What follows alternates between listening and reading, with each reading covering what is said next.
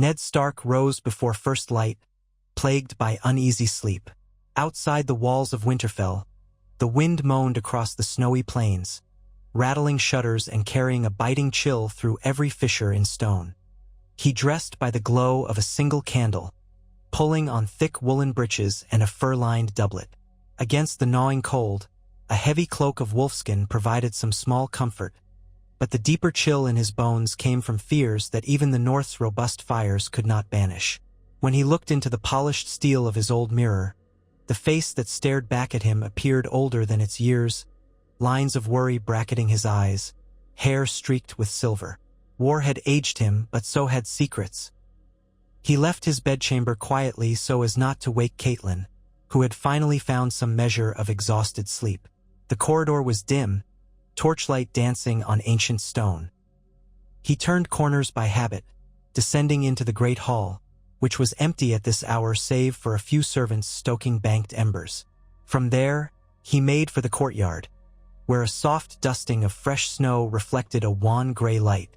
Since his return from Braavos, Ned had walked the courtyard each morning.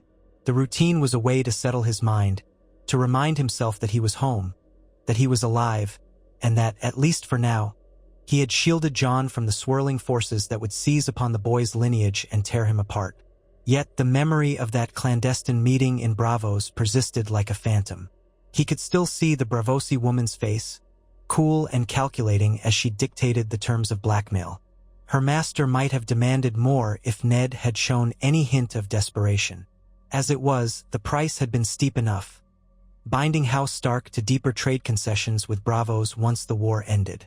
And if the war never truly ended, if the realm devoured itself in endless conflict, those pledges might lie dormant, or they might come due in some twisted form. He exhaled, his breath turning to vapor. At the stables, a stable boy was brushing down a pair of horses. Ned greeted him with a nod and continued on until he reached the western battlements. The guards there bowed stiffly, stamping their feet against the cold. Ned took the steps 2 at a time, emerging onto the rampart walk. Before him stretched the winter sky, pale and vast. Snow blanketed the roofs below. Beyond the walls, a glistening sea of white rolled all the way to the horizon. He rested his hands on the parapet. His mind drifted north toward the wall, where Jon served. In the back of Ned's thoughts, that word served cut at him. Jon was no mere bastard. He was Rhaegar Targaryen's heir, by blood if not by name. If Jon had known the truth, would he still have chosen the Black, to become a sworn brother of the Night's Watch? Or would that knowledge have set him on a different path, possibly one that ended with a headsman's axe at the order of Robert Baratheon? Had Robert lived to see it done? But Robert was gone, and though the Iron Throne now belonged to Joffrey in name, the boy king truly danced to Lord Tywin's tune, with House Tyrell adding its own flourish. The War of the Five Kings limped on. Stannis Baratheon, humiliated at Blackwater Bay, waited on Dragonstone with that red priestess who spouted prophecies of Azor Ahai in flames. Renly Baratheon was dead, slain by sorcery, rumors whispered. Balon Greyjoy had again declared independence for the Iron Islands, and Robb Stark wore the crown of the king in the north, locked in a grim stalemate with the Lannisters. Yet none of these claimants realized that, deep in the north, there truly existed a Targaryen with a stronger right to the Iron Throne than any. Jon Snow, ignorant of the storms around his name, stood vigil against the threat in the far wilds. A footstep broke Ned's reverie.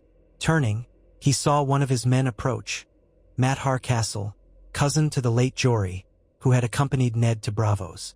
Matt carried a sealed parchment. "Lord, a raven from the wall. Urgent," the maester said. Ned thanked him and took the parchment. The seal bore the mark of the Night's Watch, a black field with a white tower. He opened it carefully, eyes scanning the neat script. "Lord Stark, I write again to plead for more men. The wildlings, led by Mance Rayder, have gathered in great force. While we remain uncertain of the exact numbers, every report suggests they mean to cross the wall before the true winter's heart. More troubling are further sightings of the dead who do not rest. Our rangers have lost men to them. If the realm does not unite to aid us, I fear no crown or throne will matter when the long night comes. Commander George Mormont. Beneath, in a scrawling footnote, was a note from Jon himself. Father, the tales are real. We have seen whites with our own eyes. The others are moving in the far north, and the wildlings flee them. We stand on the brink. Tell the southern lords if they will listen. Ned's heart constricted. Men in the south might call these claims myth or exaggeration, but Ned recalled too many old stories told by maesters and wet nurses. If the wall needed help, a wise realm would give it. But the realm was not wise. It was consumed with ambition. He thought of sending a letter to King's Landing, to Tywin Lannister, or even to Stannis. But would they heed a warning from the Lord of Winterfell, who had sided with Robb's rebellion? The lines of conflict were drawn in blood. He stood silent, reading Jon's words a second time. Jon had addressed him as father, the only father the boy had ever known, a father who kept the greatest secret from him, a father who still wanted nothing more than to see him safe. He turned to Madhar. Summon Maester Luwin at once. I'll send ravens to every major lord. We must try. Madhar inclined his head. Yes, M-Lord. Ned gazed once more at the letter. The threat beyond the wall might unite them all, or break them if they continued to ignore it. As he descended from the battlement, the hush of snow underfoot, he wrestled with a bitter thought. If the others stormed south, perhaps the question of Jon's parentage would finally become moot in a realm of ice and death. Yet Ned could not bring himself to accept that cynicism. There had to be a way, some call that might rally men under a single banner. Once, Robert's rebellion had unified Storm's End, the Vale, the North, and the Riverlands against the Targaryen crown. Now, ironically, perhaps the realm needed a Targaryen to unify it again. But Jon's identity was a danger to himself, not a boon. What about Daenerys Targaryen across the sea? She was rumored to have dragons. Even so, the men of Westeros largely dismissed her as a distant threat or a figure of prophecy they preferred to ignore. When Ned reached his solar, Maester Luwin was already waiting. The small, gray-haired man rubbed ink-stained fingers. My lord, you required my presence? Ned handed him the Night's Watch letter. We have little time. Prepare ravens. I'll write to King's Landing, to the Tyrells, to Stannis on Dragonstone, to every lord who might heed our words. The others are not a fable. If the wildlings breach the wall, or if the others come, we all stand to die. Luwin read swiftly, his face grave. Yes, my lord. I will draft the messages at once. Ned offered a tight nod. Send them under my seal. Implore them to treat this matter as urgent. I know there is war, but the living must unite against the dead. Luwin bowed and hurried out. Left alone, Ned sagged against his desk. 2 battered parchments lay at the corner. Old letters from Riverrun, detailing how the Tully forces had been relieved by a daring maneuver from Robb's army, loosening the Lannister siege. It was good news, but more struggles lay ahead. War was far from done. He traced the wood grain of the desk, recalling the vow he had made to Lyanna. That vow had led him to place Jon at the wall, believing it the safest place for a boy with Targaryen blood. Now the wall itself faced an enemy beyond any he had imagined. Outside, a gust rattled the shutters. Ned sank into a chair and let his eyes fall shut. He remembered Lyanna's face, pale on her deathbed, the smell of blood and roses. The memory was so sharp he almost heard her voice. Promise me, Ned, promise me. He had promised, but some oaths were heavier than iron chains, and they dragged at him still. News traveled slowly in winter. In King's Landing, the Lannisters and their allies received Ned's ravens with skepticism. Tywin Lannister read the letter in a bright solar of the Red Keep, sunlight glinting on his gilded armor. Cersei Lannister stood by the windowsill, swirling a cup of wine, while King Joffrey lazed on a cushioned seat. Tywin's expression was unreadable. Stark speaks of dead men walking, an army of wildlings, an enemy beyond the wall. What do you make of that? Cersei sniffed. Northern superstition. Even if there are wildlings gathering, that is the Night's Watch's business. We have a war to fight, and if the Starks have asked for men, we have none to spare. Tywin's cool gaze slid to her. We've only just staved off Stannis at the Blackwater, thanks to our Tyrell alliance. Robb Stark remains a threat in the field. I have no intention of dispatching men north. Still, he tapped the parchment. I wonder if this might be more than fable. The watchers on the wall seldom cry for aid unless truly desperate. Joffrey sneered. Let them freeze. The Night's Watch is full of criminals. If they die, we'll send more. I'm king, and I say the crown won't waste gold on bedtime stories. Cersei glanced at her son, a slight smirk curving her lips. Your grace is most wise. Tywin folded the letter, sliding it across the table. We will ignore it for now. Our war is in the south. If the rumors prove true, we'll deal with them when necessary. To spare forces at this juncture would weaken our hold on the throne. He paused, tapping a finger on the wooden surface. Though you might take some care that the city does not devolve into riot when the next shortage comes. If the Night's Watch is correct and winter intensifies, the price of bread will rise, and desperation grows dangerous. Joffrey waved a dismissive hand. Let them starve if they won't serve me. I have no fear. Cersei gave a tight smile, but Tywin said nothing more, merely standing to exit. In his mind, the letter from Eddard Stark was stored as one more piece of knowledge to consider. Tywin did not believe in ghosts or old stories, but he recognized that the North rarely lied about such threats. If something truly menacing were stirring in the far wastes, that might eventually require the crown's attention.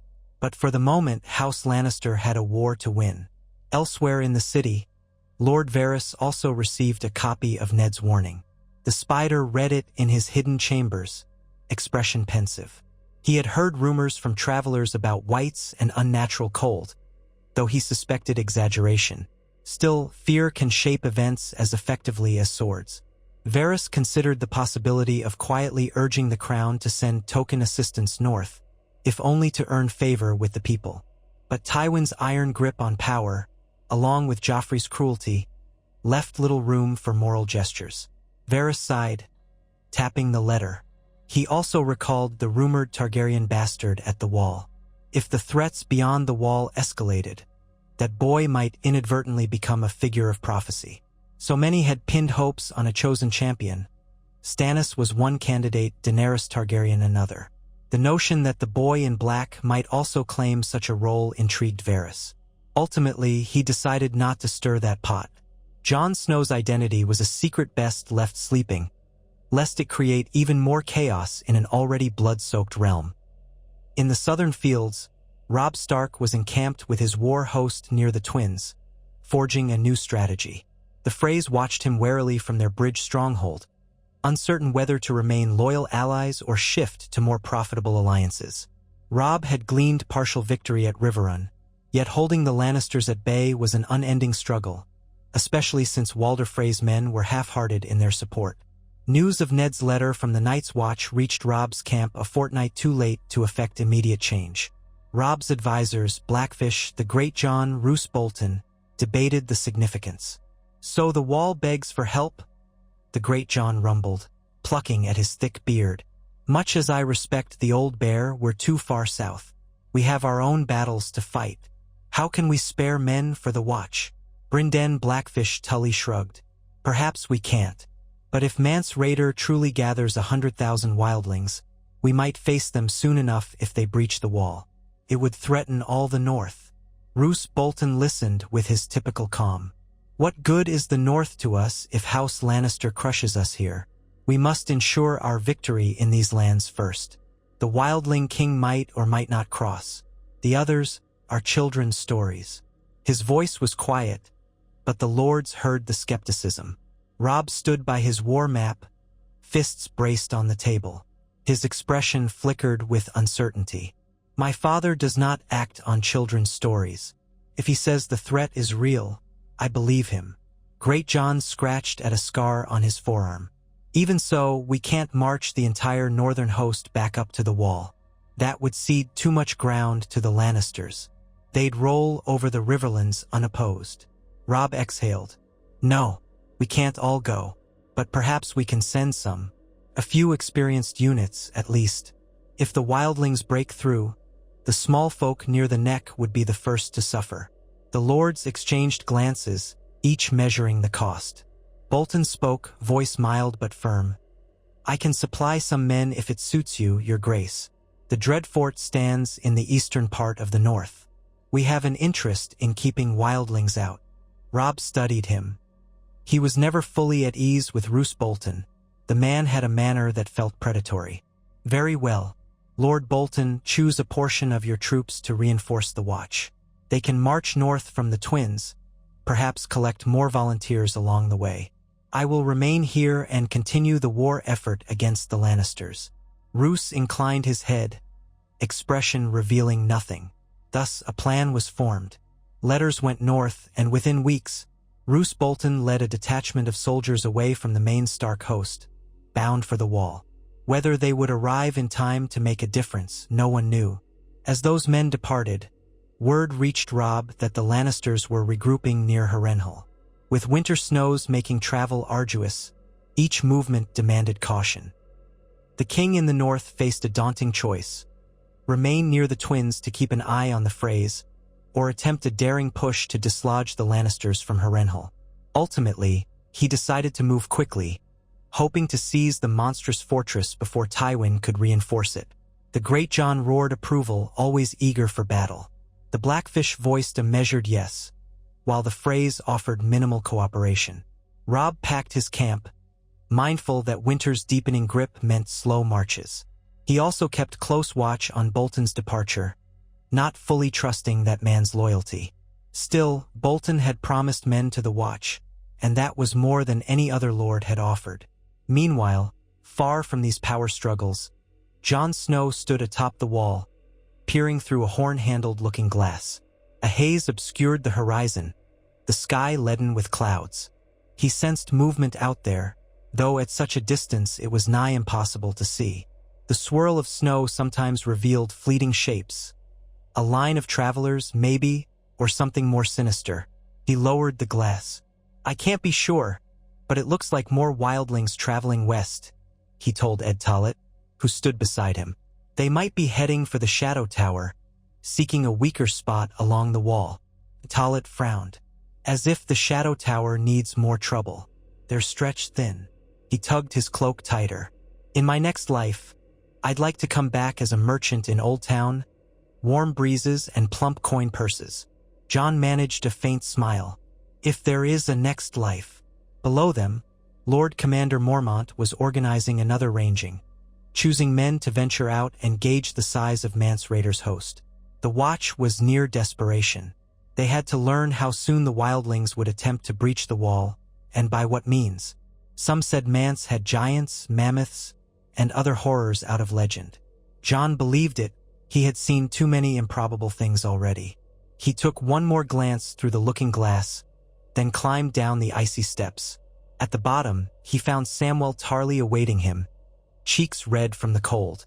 Sam held out a letter. "Just came by Raven from Winterfell. Maester Aemon asked me to deliver it to you." Jon's heart leapt. Letters from his father were precious. He thanked Sam, ducking out of the wind into a small antechamber where a brazier glowed faintly. With numbed fingers, he broke the wax seal, House Stark's direwolf. Inside, Ned's handwriting read, "Jon, the winter grows harsh, and war still rages. Yet I have done all I can to press the lords of the south to send aid. Whether they heed my call, I cannot say. Word has reached me that Lord Bolton is sending men north. Their arrival might bolster the watch. Take care, my son. The dangers you face may be beyond anything we know. Should you need me, I will come. I pray for your safety each day. Father." Jon read the letter twice, a flicker of warmth in his chest at the thought that someone south of the wall truly cared what happened here. Yet the mention of Lord Bolton raised uneasy images. He did not know the Dreadfort well, only that House Bolton's reputation was grim. Still, any help was better than none. He glanced at Sam, who was shifting from foot to foot, trying to stay warm. "Sam, is there any word from Maester Luwin about the rest of the realm?" Sam shook his head. "Only that the war is at a stalemate with small victories on either side.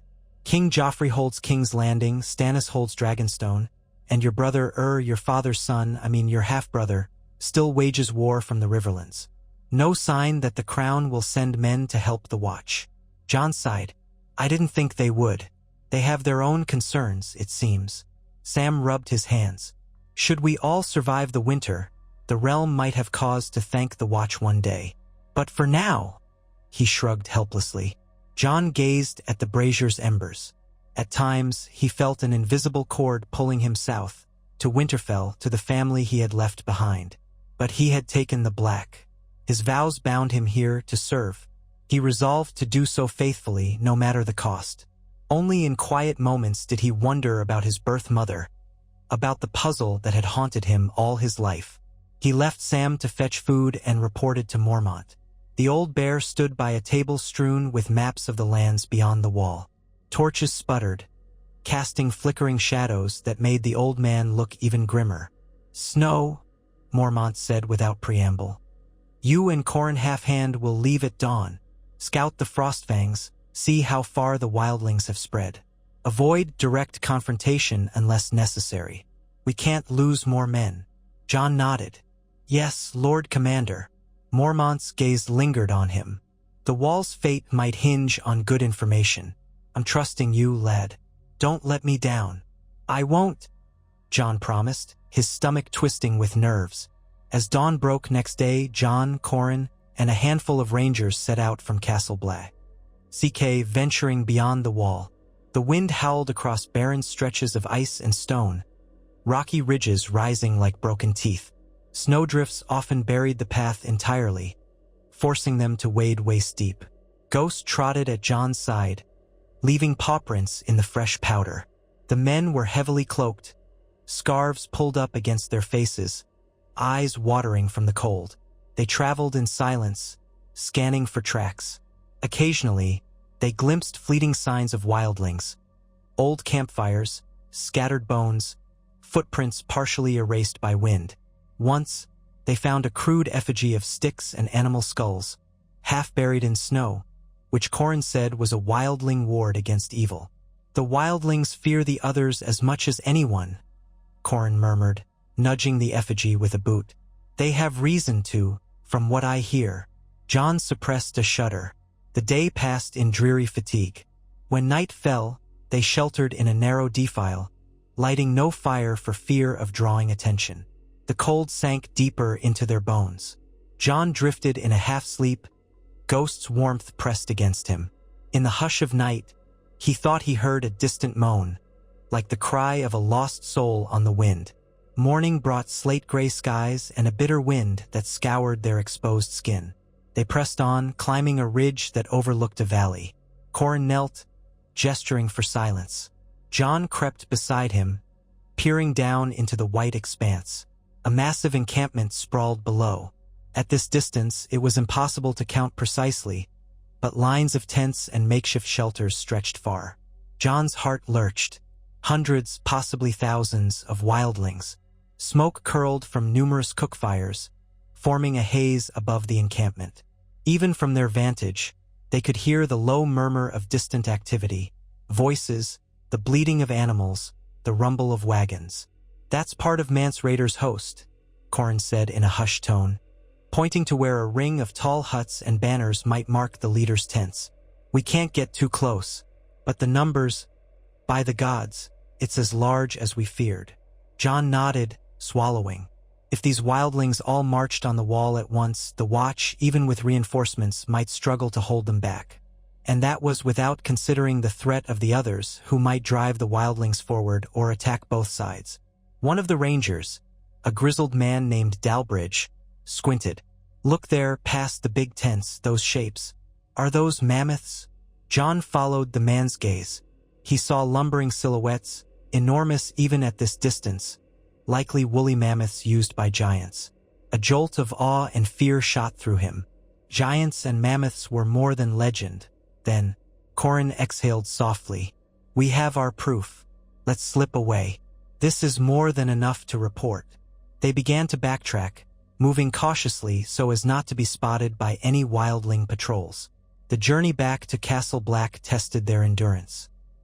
Fatigue gnawed at them, and the merciless cold made every step an ordeal. Along the way, they skirmished with a band of wildlings who nearly caught them in a narrow pass. A short, vicious fight left 2 rangers wounded and 3 wildlings dead. Jon fought side by side with Qhorin, Longclaw's Valyrian steel biting through fur and leather. Ghost savaged a wildling who tried to flank them. Blood steamed in the icy air. They withdrew quickly, fearing more wildlings in the area. Hours later, they finally glimpsed the wall's dark silhouette rising against the sky. Relief flooded Jon, though it was tempered by the knowledge of what they carried.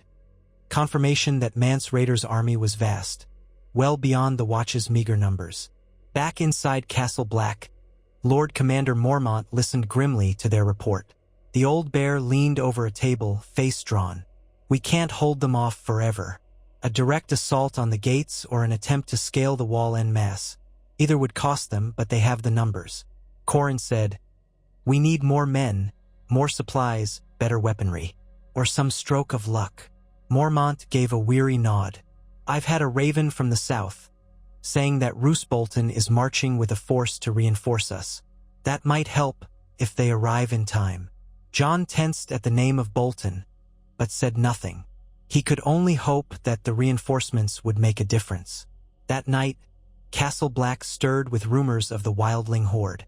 Men who had once laughed off the idea of giants now whispered fearfully of them. Some vowed to fight to the death. Others joked bitterly that they'd rather freeze than let Mance Rayder cross. Sam trembled, muttering about the others being the greater threat. Before dawn the next day, a lone horn blast sounded, echoing through the icy corridors. Then came a second blast, and after a tense pause, a third. 3 blasts. The men of the Night's Watch froze, hearts pounding. 1 blast for rangers returning, 2 for wildlings, 3 for others. Jon raced to the courtyard, adrenaline surging. Men shouted, grabbing weapons. Sam stumbled behind him, wide-eyed. The horns blew again, a frantic triple call. Outside, the gates were being sealed, but the watchman on the ramparts pointed out across the snowy plain. Jon seized a spyglass. In the half-light, movement flickered in the distance. Dark silhouettes gliding over the snow, their shapes lean and unnatural. A chill deeper than any winter wind crawled up Jon's spine. It was them, the White Walkers, the others. Ghost growled, hackles raised. Men muttered prayers, hands shaking on spears and bows. Mormont bellowed commands, ordering archers to the walls, men with dragonglass or fire to stand ready. Tension crackled like lightning. Jon felt his heart thunder in his chest. These were the enemies from the old tales, the cold ones. Minutes stretched, each breath drawn like a gasp in the icy air. Eventually, the shapes halted out of bow range, pale in the dawn gloom. Their eyes glowed a faint, eerie blue. A cluster of whites, reanimated corpses, shambled behind them. The watchers on the wall glimpsed the whites clearly, rotted flesh, broken limbs. The others themselves wore armor of reflective ice, swords that shimmered in unnatural light. They did not speak or make any motion to approach. Mormont joined Jon atop the battlements, spyglass in hand. "Gods," the old bear murmured. "They're testing us or taunting us." A hush fell, so profound that Jon could hear his own heartbeat pounding in his ears. Ghost let out a low, menacing snarl. Then, as if some silent command passed, the others turned and glided back into the swirling snow, their whites following. The shapes vanished into the whiteness. When they were gone, men exhaled as though waking from a nightmare. Some cursed, others trembled. Mormont barked at them to remain vigilant. For the first time in living memory, the others had appeared openly near Castle Black, a deliberate show of presence. To what end, none could say. But morale frayed as men realized they faced not merely wildlings but a terror from legend that could raise the dead to fight again. Within the hour, the courtyard was alive with frantic chatter. Mormont called a meeting of the senior officers to discuss strategies, how to use dragonglass daggers and torches, how to shore up the gate. Jon found himself among them, heart still pounding. "They might be waiting for Mance's host to create chaos before they strike," he offered quietly. Corin's scarred face was grim. Or they might plan to sweep down on us all, wildlings included. The others don't see differences as men do. We're all living.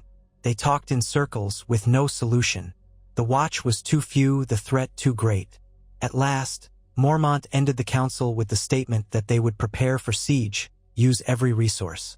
Pray these rumored Bolton reinforcements arrive swiftly, and hope that the rest of the realm sees sense before it's too late. It was small comfort. By nightfall, Castle Black seemed more a tomb than a fortress, men huddled and whispering. Jon did not sleep easily. His dreams were of the others, with their glowing eyes and swords of ice, and of an endless tide of whites. He dreamed also of a weirwood tree with a carved face that wept blood, calling his name in voices he could not recognize. Days passed with no direct attack. The watch patrolled the top of the wall, scanning for movement, while rangers in small parties ventured forth cautiously. They found footprints of whites near old ruins, signs of entire villages of wildlings gone silent. The dreaded sense of impending doom weighed on them all. At last, a horn blasted from the eastern watchtower. Riders approached from the south. Bolton's men had arrived. Roose Bolton himself rode at the head of the column, black banners bearing the flayed man of the Dreadfort. Next to that grisly sigil, a few men carried the dire wolf of Stark, signifying their nominal allegiance to the king in the north. The gates opened, and Mormont greeted them warily in the courtyard. Ned Stark's raven had said Bolton was coming to help, but the man's pallid gaze offered no warmth. "Lord Commander," Bolton said softly, dismounting. The unnatural quiet of his voice forced men to lean in. "We have answered the call of the Night's Watch, bringing 500 men, supplies, and what arms we could spare." Mormont nodded. "We are grateful for any help. The threat grows dire." He gestured to the looming wall, its icy surface glimmering in the weak sunlight. "We have seen the others with our own eyes." Bolton's expression did not change. "So I have heard. Then we will lend you steel. I trust you have room for my men." Mormont turned and beckoned. "We'll make room. It may be cramped. We never expected to garrison so many." As the men filed in, Jon observed from a vantage on the steps. The Bolton soldiers looked disciplined, many wearing cruel, spiked armor that hinted at their house's dark reputation. Their eyes flickered around at the Black brothers, who in turn gazed back with suspicion. Yet if these men fought the others, Jon would not spurn their swords. Roose Bolton cast a glance across the yard, noting Jon's presence. He approached, boots crunching on snow. "You must be the famous Jon Snow." Jon inclined his head, uncertain how to respond. Bolton's presence sent a chill through him. "Yes, my lord." Bolton regarded him with unreadable eyes. "I have heard stories of your bravery." He let the words hang in the icy air. "Tell me, how fares your father?" Jon felt a rush of warmth at the mention of Ned. "He remains at Winterfell, my lord, doing what he can for the north." A faint smile touched Bolton's pale lips. "Indeed, we all do what we can." He turned away, cloak billowing behind him, to oversee his men. Jon exhaled, tension leaving his shoulders. The man unsettled him in ways he couldn't name. He'd grown up hearing the rumor that the Boltons once flayed their enemies, wore their skins as cloaks. House Bolton had sworn loyalty to the Starks, but old grudges could linger. With the new forces in place, the Night's Watch gained a small measure of confidence, enough to shore up defenses and even plan a preemptive strike against the wildlings or whites. Yet Roose Bolton, methodical and calm, insisted on consolidating the position first, establishing a camp south of the wall for his men. "Should the watch need to retreat, we'll hold a second line," he said. Mormont agreed, seeing the sense in a layered defense. As winter's grip tightened, the nights grew longer, and the cold deepened. Reports trickled in that Mance Raiders' host was on the move, inching closer to the wall. A few scattered skirmishes flared, as wildling scouts tested watchtowers or tried to slip around to Eastwatch by the sea. The others remained elusive, showing themselves only in occasional glimpses that left watchers trembling with dread. During this lull, The men of House Bolton mingled warily with the Black brothers. Jon oversaw training sessions, noting that the Bolton soldiers carried heavier arms, flanged maces, war picks, likely meant to punch through plate. Against whites or others, those would be of limited use if they lacked dragonglass. Qhorin Halfhand and Jon did what they could, distributing obsidian weapons among the newcomers. The Bolton men seemed skeptical of the black glass. Jon tried to explain. Steel can shatter against their ice swords. Dragonglass or fire will kill them. We have to be prepared. Some men listened. Others scoffed. But Bolton himself said nothing, merely watched from the sidelines with that implacable stare. After a week of tense calm, the storm broke. One dawn, horns began to blow from the western watchtowers.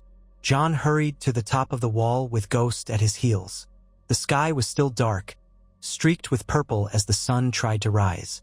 And there, far below on the plain, a wave of movement approached. A mass of torches, figures marching or riding. Mance Rayder had begun his assault. From above, the watchers saw wildlings streaming forward, accompanied by monstrous shapes that had to be giants on mammoths.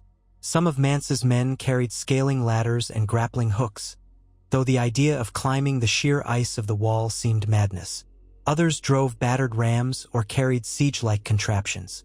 It was a chaotic horde, yet large enough to pose a real danger if they found a weakness.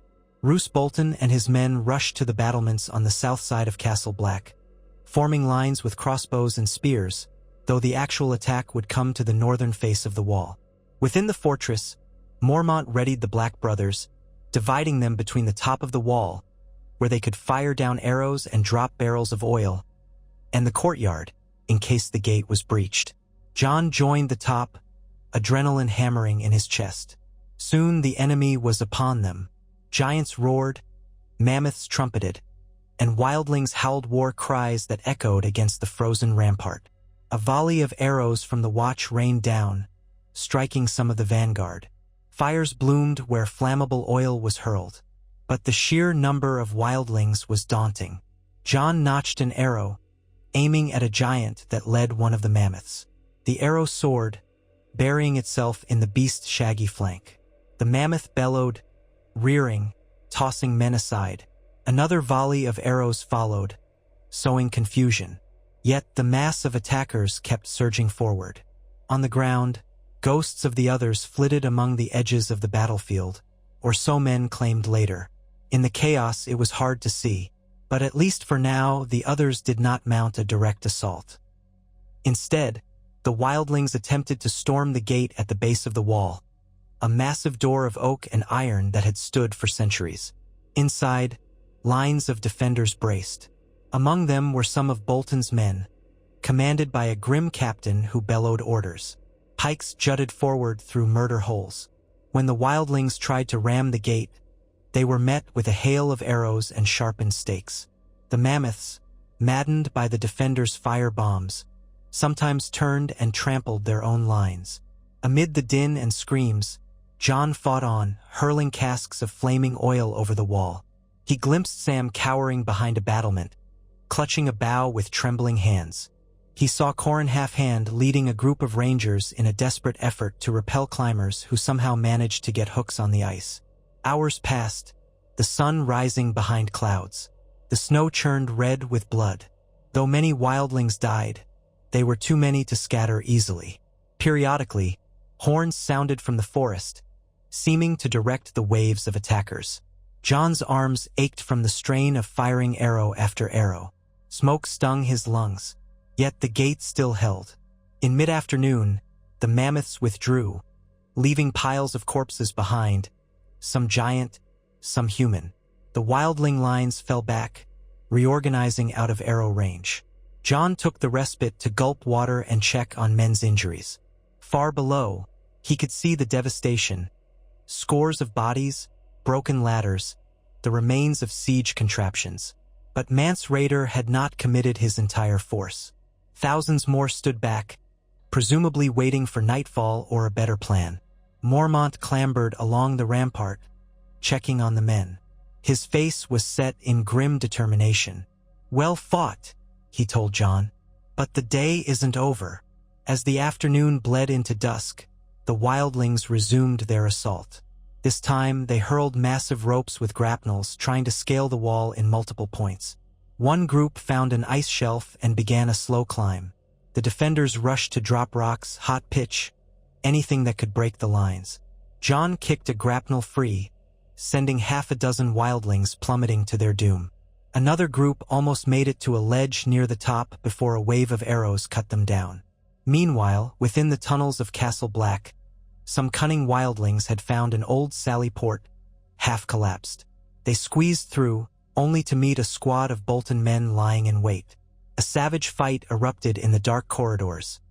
Men screaming, steel ringing on steel. More than a few watchers died, but the wildlings were eventually cut down. Night fell like a curtain. Fires lit the battlefield in flickers of orange, revealing the silhouettes of the dead. Exhausted defenders slumped against the walls, gulping wine or water.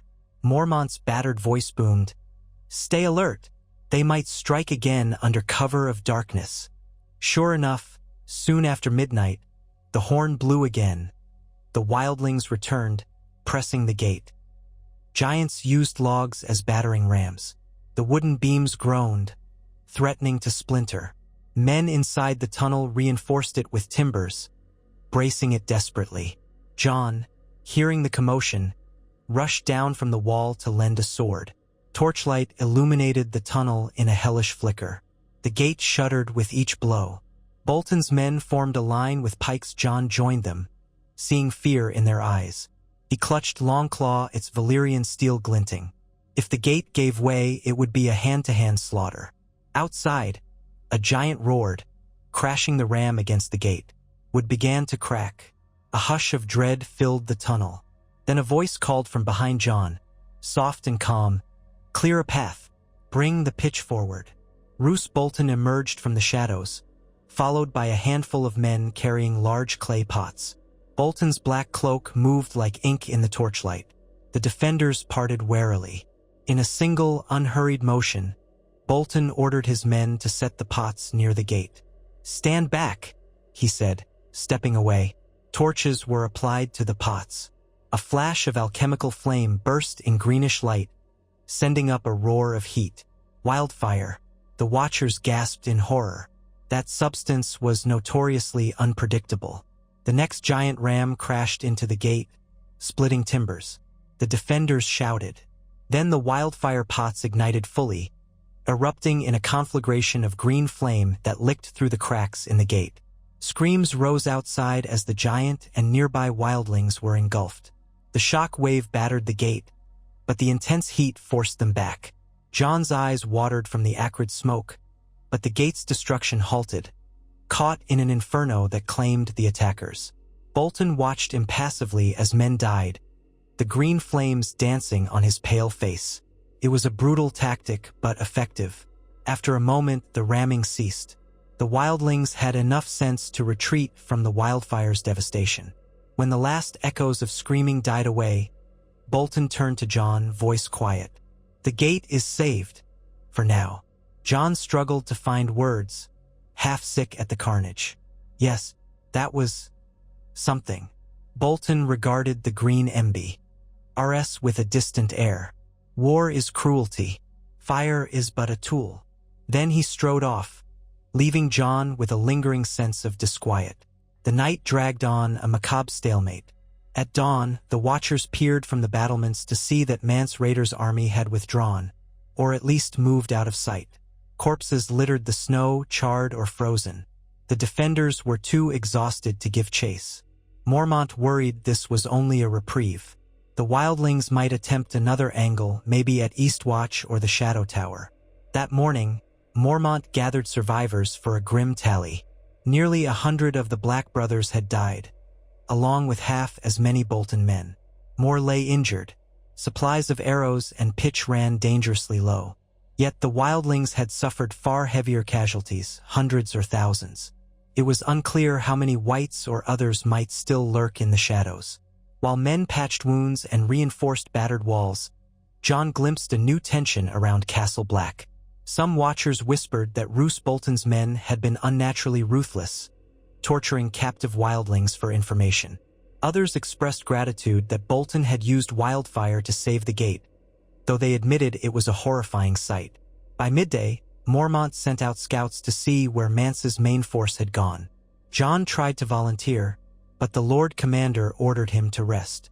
Jon instead busied himself in the yard, helping Sam gather dragonglass from the stockpiles.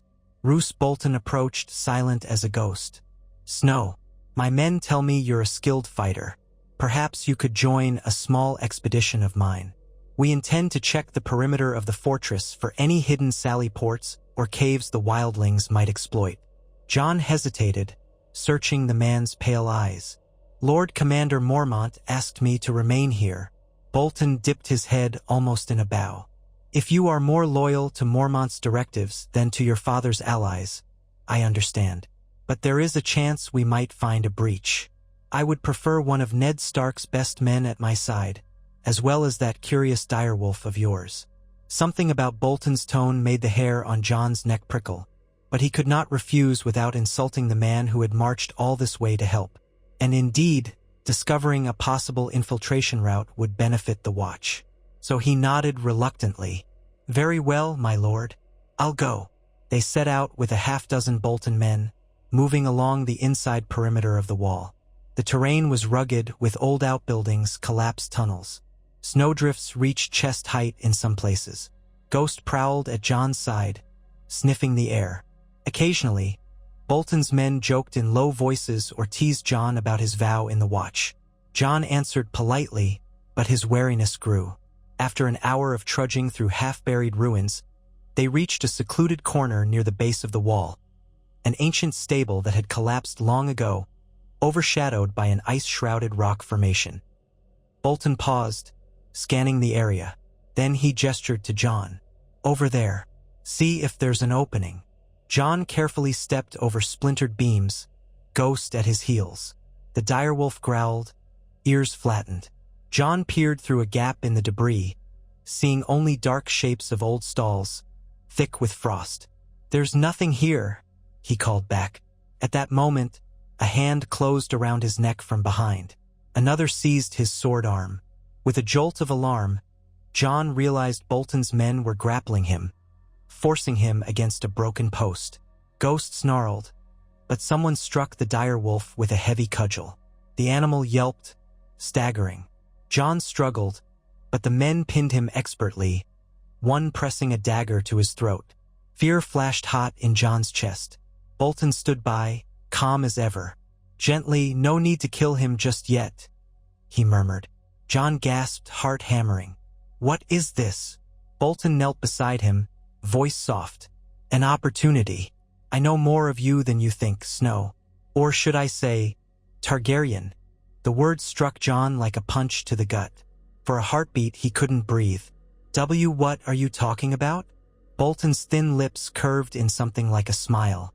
"Your father guards secrets poorly, or perhaps you're just oblivious. I've heard the rumors for years. Most dismissed them as flights of fancy. But some scraps of evidence came my way, old letters, overheard confessions. Then I learned of your father's frantic dealings in Bravos, paying a dear price to bury certain documents. It was enough to pique my interest." Jon stared, mind reeling.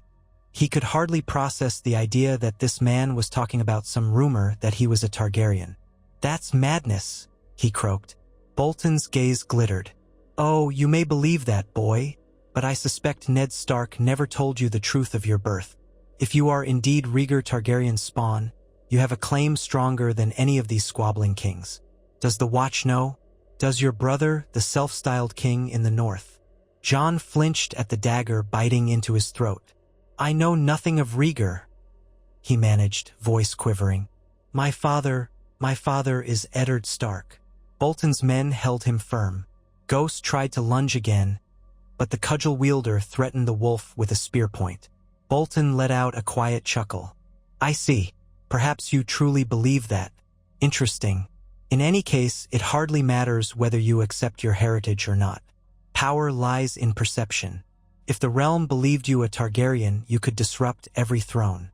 The Lannisters, the Baratheons, even your brother, King Robb, they'd have reason to either kill you or bend the knee to you. War is about advantage, boy. And you might be the greatest advantage in Westeros right now. Jon's pulse pounded so fiercely he thought his heart might burst. You're mad. The others are out there. We have to stand united. Bolton gave him a look of mild derision. I care little for children's tales. If the others exist, they can be dealt with in time. Right now, the question is, what shall I do with you? One of Bolton's men snickered, adjusting his grip on Jon's arm. Ransom him to the highest bidder? Bolton tilted his head. Perhaps, but who pays best? The Lannisters might kill him at once. Stannis might attempt to use him as a figurehead to rally Targaryen loyalists. Daenerys Targaryen across the sea might see him as a rival or a brother. He smiled, almost gently. Or I might keep him here, under my thumb, ensuring the Starks remain pliant to House Bolton's ambitions once the war is done. Anger flared in Jon. You'd betray my father's trust like that? Bolton's eyes flickered with cold amusement. Your father never truly trusted me. He understood the realities of power, I suspect, but he was always shackled by that tiresome sense of honor. This war in the South is a grand chance for old grudges and new alliances alike. Jon's vision swam with fury. He tried to twist free, but the men's holds were iron. The Night's Watch will never allow this. Bolton raised a brow. The Night's Watch is too busy, and you're just a bastard boy in black, are you not? Who will notice if you vanish in the midst of chaos? Ghost let out a furious snarl, lunging again. The spear-wielding soldier thrust forward, wounding the direwolf's flank. Ghost yelped in pain, collapsing onto a drift of snow. Jon cried out, straining against his captors. Rage and terror ignited in him like wildfire. Bolton regarded the injured wolf. Pity. I'd rather not kill it. Direwolves are rare. But we do what we must. A swirl of conflicting emotions churned in Jon. He recalled the vow he had sworn to the Watch. But overshadowing everything was the dread realization that Ned Stark's secret had finally come home to roost. If Bolton was telling the truth, then Jon's entire life had been built on a lie. And if Bolton had discovered the truth, how many others might as well? Bolton's men jerked Jon upright, half dragging him deeper into the collapsed stable. Bolton followed, stepping delicately over rubble. We'll keep you quiet for now. If you cooperate, you might see a better tomorrow. If you resist... He let the implication linger. Jon's mind raced. He needed a plan, a chance to escape. For the moment, all he could do was stall. If you kill me, you gain nothing, he forced out. Bolton acknowledged that with a slow nod. True, but if I let you roam free, you might warn your father or the Night's Watch of my intentions. So I must hold you for now. Once the wildlings are dealt with, I will decide what to do. With that, they forced Jon's hands behind his back and lashed them with leather cords. One man scoured Jon for weapons, removing every blade. Another tied a gag around his mouth. Jon's stomach twisted. He dared not look at Ghost, who lay panting a short distance away, a bloodstain spreading in the snow. Jon prayed the wound was not mortal. Bolton crouched, stroking Ghost's fur with cold curiosity. The wolf snapped weakly, but it had no strength. We'll bring the beast too, Bolton said, lest it raise the alarm by howling. They wrestled Ghost into a rough sack made of heavy canvas, ignoring Jon's muffled protest. Then, at Bolton's command, they dragged Jon behind a half-collapsed wall, where a hidden passage led to an old tunnel. Bolton clearly had done his research on Castle Black's neglected corners. Down the dark corridor they went, torches guttering. The smell of damp stone and mold made Jon's head swim. They emerged in a small chamber that might once have been an armory. Bolton's men shoved aside old crates, clearing a space. There, they tied Jon to an iron ring in the wall, leaving him on his knees. They set the sack containing Ghost in a corner. The direwolf whimpered softly, but still did not cry out. The men took positions near the entrance, apparently assigned to stand guard. Bolton stood over Jon, expression clinical. He removed Jon's gag momentarily. If you cry for help, I'll have them slit your wolf's throat first, then yours. Understand? Jon swallowed, trembling with fury and fear. I understand. Bolton replaced the gag anyway, perhaps not trusting him. Then he gave a curt nod and left with 2 of his men, presumably to return to the fortress above, as if nothing was amiss. Jon sat there, bound, tasting iron in his mouth and anguish in his soul. The idea that he might be Rhaegar Targaryen's son was too vast to process, especially under these circumstances. Yet the name burned in his mind, stirring half-remembered rumors of the silver-haired prince who died on the Trident.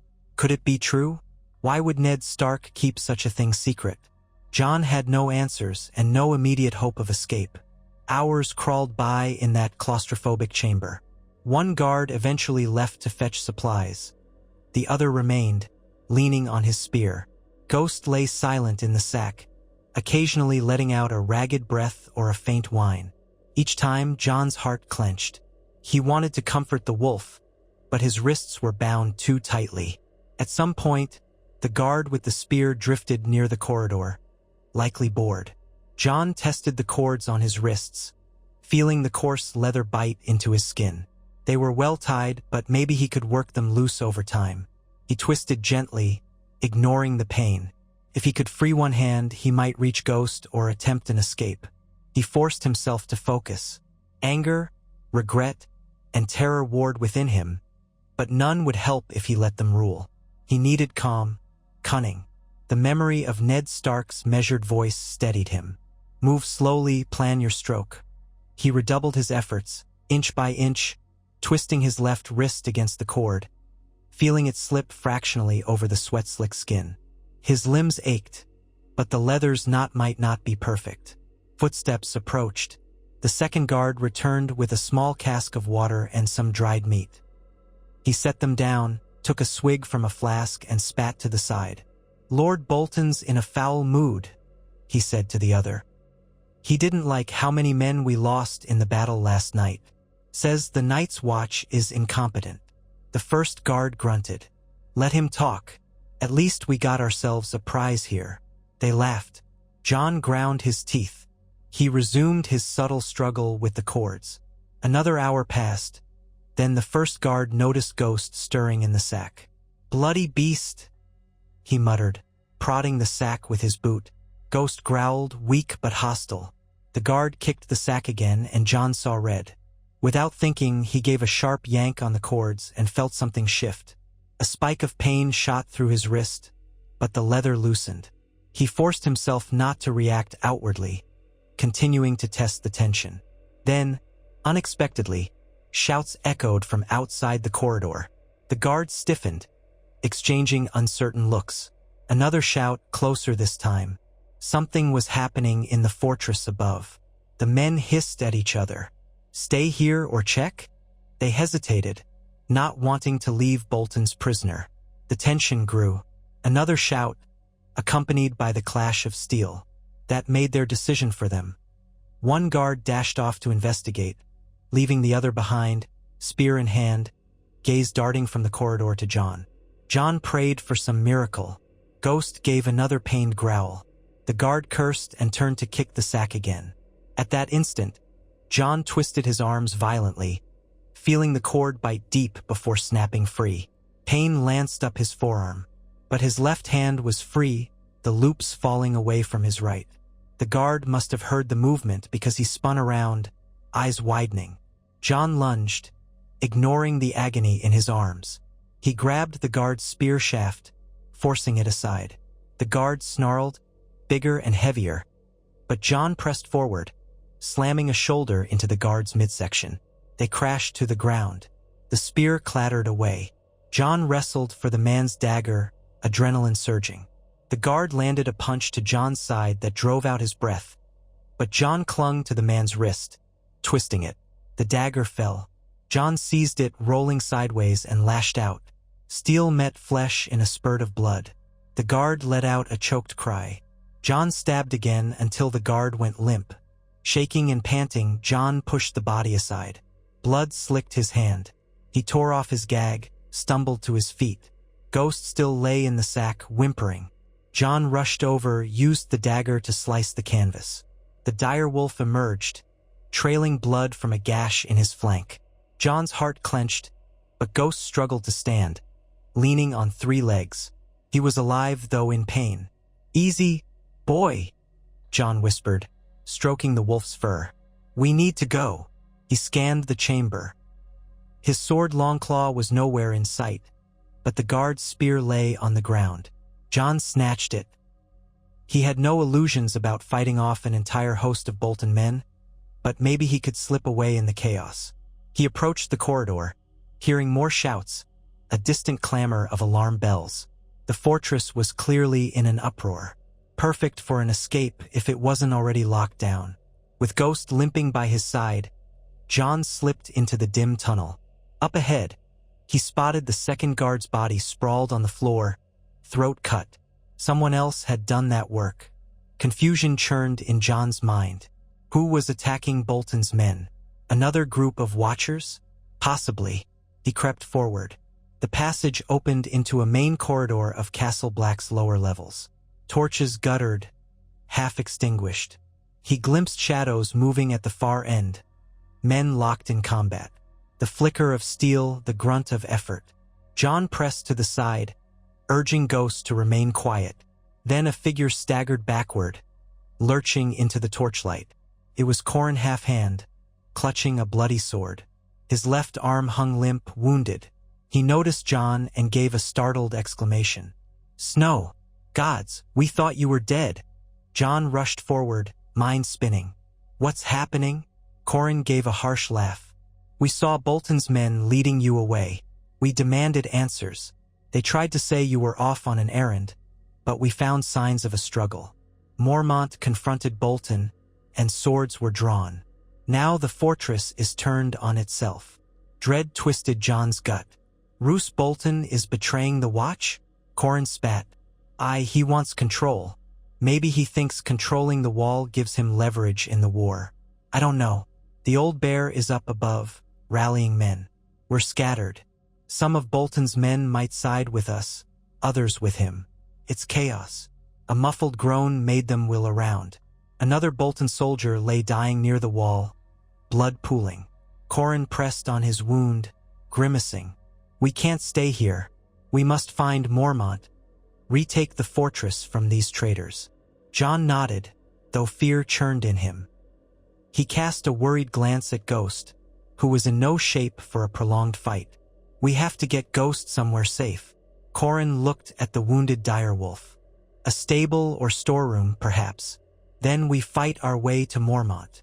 They moved carefully, Qhorin leading the way, sword in one hand, the other arm pressed to his side. Jon supported Ghost, scanning each shadow for enemies. The fortress corridors echoed with distant clashes, screams, and the ring of steel. At last they found a small side room, an old storehouse. Jon hurried Ghost inside, fashioning a makeshift bandage from cloth sacks. "Stay," he whispered, stroking the direwolf's fur. Ghost whimpered, eyes full of pain. Jon's chest felt tight. "I'll come back," he promised, not sure if it was a lie. He shut the door behind him and turned to Qhorin, who nodded solemnly. Together, they pressed deeper into the fortress. At a T-junction, they came upon a group of Black brothers locked in combat with several Bolton soldiers. Bodies littered the floor. Jon and Qhorin flanked the Bolton men, driving them back. Jon's borrowed spear proved awkward, but he thrust it into a soldier's flank, felling him. Another soldier turned to run, Qhorin's sword biting into his back. A battered ranger recognized Jon, gasping in relief. "We heard you'd been taken. Praise the gods you're alive." Jon's mind swam with questions. How many men had Bolton turned? Could they still repel the wildlings if they were fighting each other?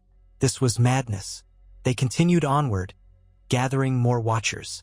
Some Bolton soldiers defected back to the Watch upon learning their lord was staging a coup. Others remained loyal to Roose, especially those who had come from the Dreadfort with him. The fortress hallways became a patchwork of violence, scattered pockets of fighting. At one corner, They found bodies of black brothers who'd been flayed, stripped of patches of skin. Jon's stomach roiled, rage igniting. Bolton's men had done this. He pressed on with numb determination. Finally, they reached the main courtyard. Fires raged. Collapsed scaffolding smoldered near the gate. Mormont stood at the base of the stair to the Lord Commander's chambers, rallying a group of watchers. Arrows whistled from windows overhead, some burying into the ground, others lodging in the wooden walkway. Bolton's men had taken the ramparts, sniping down. Mormont spotted Qhorin and Jon, relief flickering across his grizzled face. "Snow, you're alive. Thank the gods." Jon rushed forward. "My lord, Bolton has betrayed us. He tried to imprison me." Mormont nodded. "I confronted him when I realized you were missing. He admitted to wanting the Watch under his control to secure the North. He claims that once we're subdued, he'll direct all forces against the wildlings. But that's a lie. He wants to rule the Wall as a private fortress, a bargaining chip in the Southern War. I'll die before I allow that." A thunderous crash interrupted them. A heavy portio, N of battlement, collapsed, sending rubble into the courtyard.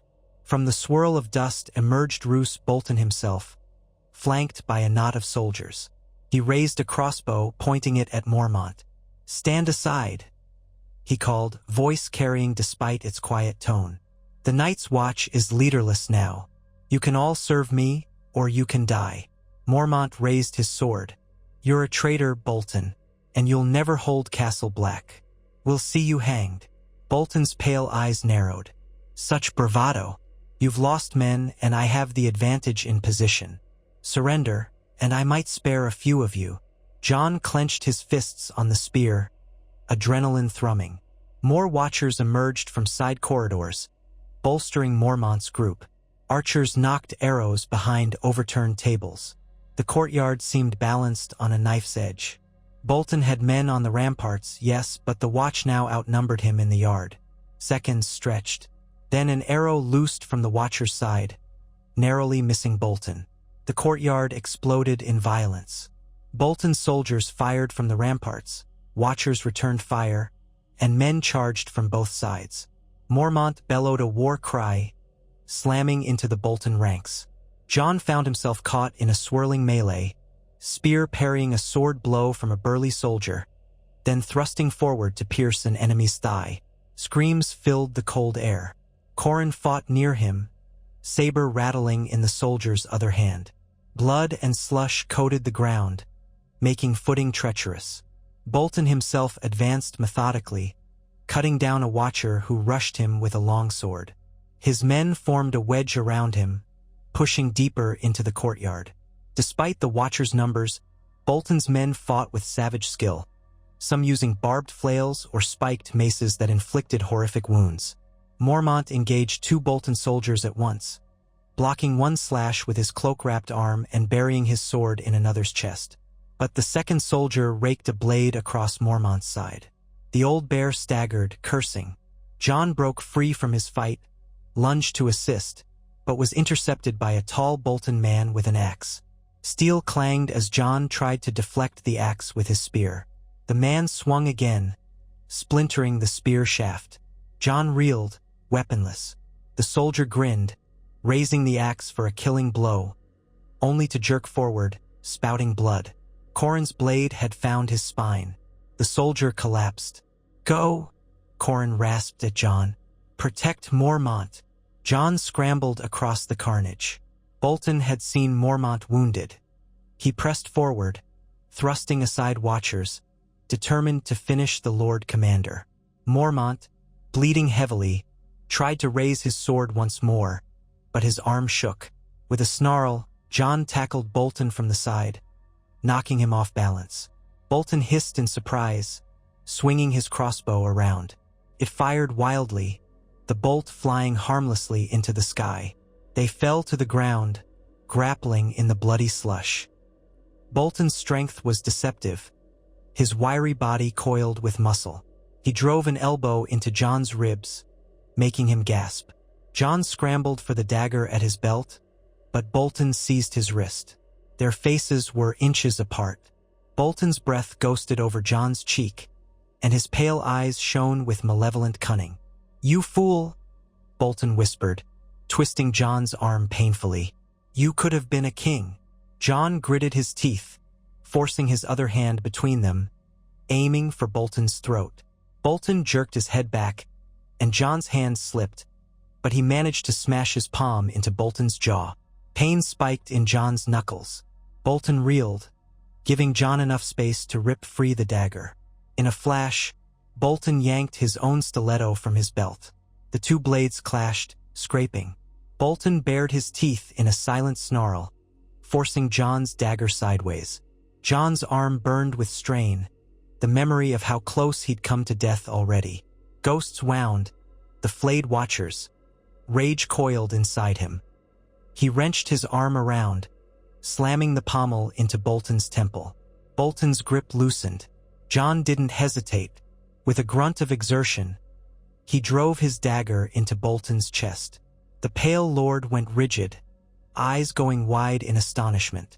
Jon pulled the blade free, then stabbed again. Blood welled, staining Bolton's tabard.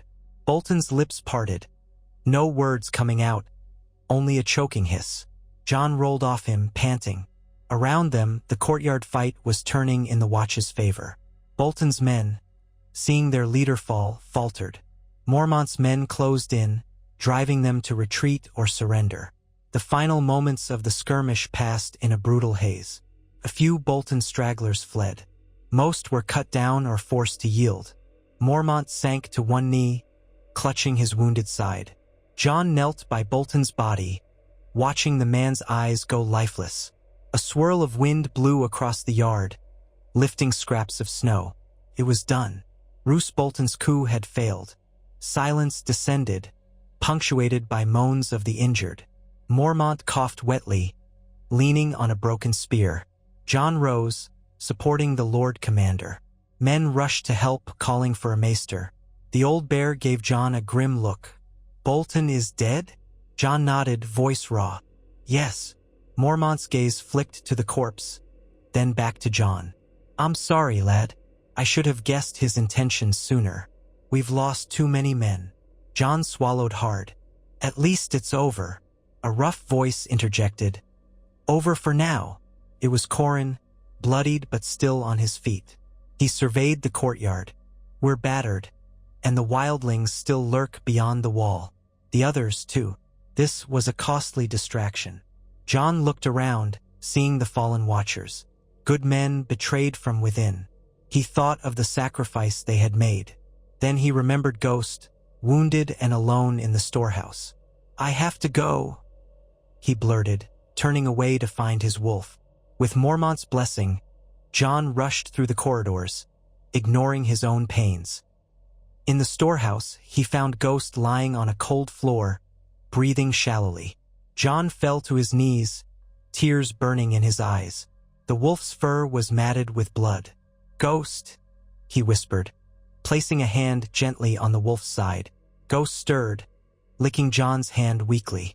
Jon looked around frantically. He needed a maester's help, or at least a brother skilled in healing. The best he could do was press cloth to the wound, trying to staunch the bleeding. Ghost whimpered but did not resist. Jon spoke softly, "Stay with me, boy. Stay." A shape appeared in the doorway. Maester Eamon, leaning on a staff, guided by Samwell Tarly. Sam's eyes widened at the sight of Ghost's wounds. "Jon, oh gods," Sam breathed, hurrying forward. Maester Eamon knelt with surprising agility for a man so old, gently examining Ghost's flank. "Hush," Eamon murmured. "We'll see to this. Sam, fetch hot water and bandages." Jon nodded, cradling Ghost's head. Relief warred with fear. He prayed the wolf would survive. In the hours that followed, the fortress reeled from the coup. Mormont, despite his wounds, commanded the Watchers to gather the dead and ensure no Bolton men lingered hidden in the shadows. Some of the injured Bolton soldiers pleaded for mercy, claiming they'd only followed orders. Mormont had them disarmed and placed under guard. Word spread quickly that Jon Snow had slain Roose Bolton in single combat. Whispers circulated about the bastard, who had bested a lord. No one but Bolton's co-conspirators knew the true reason he'd abducted Jon. Still, rumors might swirl anew. More than once, Jon caught watchers giving him odd looks, as though they expected some hidden power in him. He had no energy to address them. He spent most of the day at Ghost's side, helping Maester Aemon treat the wolf's wounds. The old Maester believed Ghost would live if infection did not set in. That small hope buoyed Jon's spirit. Meanwhile, Mormont's men scoured Castle Black, discovering letters and documents in Bolton's personal quarters that confirmed his intention to manipulate the Watch, possibly to open the gate for certain allied wildlings. Another letter hinted at negotiations with a southern lord, perhaps Walder Frey or even Tywin Lannister. The exact scope of Bolton's plan was murky, but the threat was clear. By nightfall, the fortress quieted, though a sense of sorrow lingered. Dozens of watchers were dead, adding to the heavy toll from the earlier battle. The wildlings might strike again at any moment, but for now, the horizon was still. Fires burned in braziers as men huddled against the cold. Jon stood on the ramparts near midnight, wrapped in a cloak. Ghost, stitched and bandaged, remained in the maester's care below. The night sky glittered with distant stars. Snow drifted, covering the fresh blood that stained the yard. Jon's mind teemed with roiling questions. Bolton had claimed knowledge that Jon was Rhaegar's son. Could it be true? Ned Stark had never said so. Could his father have lied all these years? Jon tried to picture the face of Rhaegar Targaryen, silver-haired, regal, a figure from songs. It seemed impossible, yet pieces began to align in Jon's thoughts. Why Ned Stark had never named his mother, why he had kept secrets. Jon recalled how Ned had once said, "You have my blood," but avoided details. Had he meant Stark blood only through Lyanna? If Lyanna was his mother, that implied Rhaegar as father. The notion sent Jon's mind spinning. If that was the truth, how could he reconcile it with his vows to the Watch, with the war for the Iron Throne raging in the south, with the threat of the others looming? A Targaryen claim was worthless if the living could not survive. Yet if the realm discovered his blood, men might swarm to him or try to kill him. He exhaled a shaky breath, resting his hands on the cold stone parapet. He thought of writing to Ned, demanding answers. But how would that help anything now? Even if Ned confessed all, what difference would it make in the face of the dead who walked? Presence behind him made him turn. Mormont stood there, bandaged at the waist, leaning on a cane. "Jon," the old bear said softly. "The watchful wolf, are you?" Jon dipped his head. "Couldn't sleep, my lord." Mormont joined him at the parapet, gazing into the night. After a moment, he cleared his throat. "You saved my life, and the Watch. We owe you a debt. I know what happened with Bolton, that he took you prisoner, though I don't know his reason. Perhaps it was petty power or some feud. But if you wish to talk about it..." Jon hesitated. Dare he confide in the Lord Commander about Bolton's claim? The very notion of revealing such a secret made his pulse race. But the words hovered on his tongue. He said something mad. That I was a Targaryen by birth. Mormont's eyes flicked to him. Did he? Jon forced a bitter laugh. It's ridiculous. I'm Ned Stark's bastard. But Bolton claimed he had evidence and that my father had hidden the truth. Mormont studied him in silence for a few beats. These are dangerous times, Snow. People say many things. But let me ask, did your father ever speak to you of your mother? Jon shook his head, voice subdued. Only once. He said I had his blood and that was all. He never told me her name. Mormont pressed his lips together. If there was a secret, Eddard Stark would have kept it well. And if indeed you were something else, the knowledge would be dangerous. Perhaps best not to dwell on it. Jon stared at the horizon. So you think it could be true? Mormont sighed. I don't know, lad. If it is, do you want it to be? The Targaryen name brings more curse than blessing these days. Jon's chest twisted. He didn't know how to answer. Part of him wanted to deny it outright, remain Ned Stark's son, an honorable bastard from the north. Another part felt a flicker of curiosity. What if he carried the blood of dragons? He recalled Sansa's tales of Rhaegar, the silver prince who played the harp, who died on the trident. A swirl of contradiction churned in him. They stood in heavy silence as the wind whipped. At last, Mormont patted Jon's shoulder. "Don't let it tear you apart. We have a war to fight here, a war for the living. If you are a Targaryen or a Stark or both, the Watch needs your sword either way. The rest can wait." Jon closed his eyes, nodding. "Yes, Lord Commander." Mormont turned to go. "Get some rest, Snow. Tomorrow we begin repairs and prepare for another assault. The wildlings won't stay idle for long." Jon watched him walk away. Then he lifted his gaze to the swirling stars. So many unanswered questions. Would he ever truly learn the truth? And if he did, would it change anything? Perhaps only in ways that brought more bloodshed. He thought of the vow he had made when taking the Black, to serve as a shield that guards the realms of men. Not the realm of a single king or name, but all men. That vow was bigger than any question of parentage.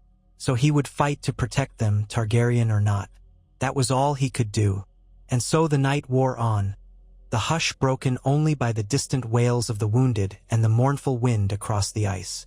Roose Bolton's treachery had been thwarted, but the cost was high. And beyond the wall, Mance Rayder's great host awaited, while in the deeper shadows, the others lurked. In Winterfell, Ned Stark remained unaware that his carefully guarded secret teetered at the very brink of discovery, that his son had faced Roose Bolton's cunning and lived by a thread. The war in the south continued to burn, unstoppable as wildfire. Houses vied for advantage, ignoring the desperate pleas from the Night's Watch. Rumors persisted of Daenerys Targaryen forging an army in Essos. Tywin Lannister consolidated power for King Joffrey, while Stannis brooded with the Red Woman on Dragonstone, reading omens in flames. In the north, the king in the north, Robb Stark, battled on, unaware that his vantage might shift if certain truths emerged. Yet even in the midst of chaos, the realm's fate might turn on the choices of a single young man in black. Jon Snow, kneeling by his wounded direwolf, found no easy comfort. Bolton's dying words echoed in his mind. "You could have been a king." Perhaps that was an illusion, or perhaps it was the echo of destiny. Daylight broke across the white horizon as a new day dawned upon Castle Black. High above, the northern sky glowed in pale blues and pinks. Men stirred from restless sleep, battered but alive. Smoke drifted from the remains of fires set during the night's fighting.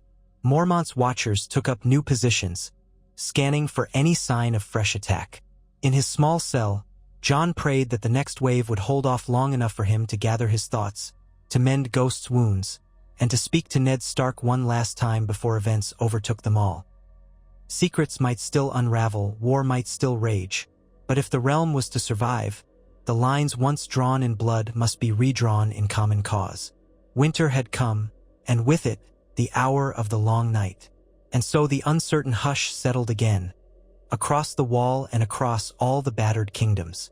The secret Robert Baratheon had once wrestled with from his throne lived on, refusing to die, a hush in Jon's own blood, a hidden flame that might yet burn the realm anew.